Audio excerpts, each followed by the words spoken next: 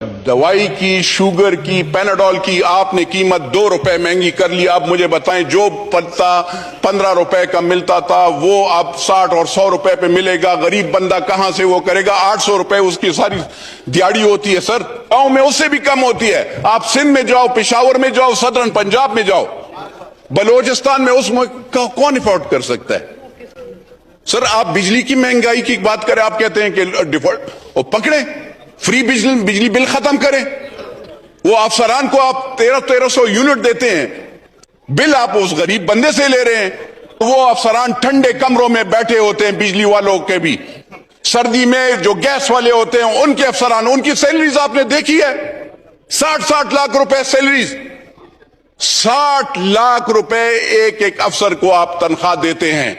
उसके साथ उसको लैंड क्रूजर, उसके साथ उसको पेट्रोल, उसके साथ उसको 5 स्टार होटल, उसके साथ आप उसके बच्चों और उसके साथ वो पता नहीं क्या क्या। और बोझ आप जब बोझ देंगे, ये जो चीज आप ला रहे हैं ना सर, ये वाली चीज है जो आपने हमें पेश की है, इसका क्या फायदा है sir? What is this basically? मुझे बताएं।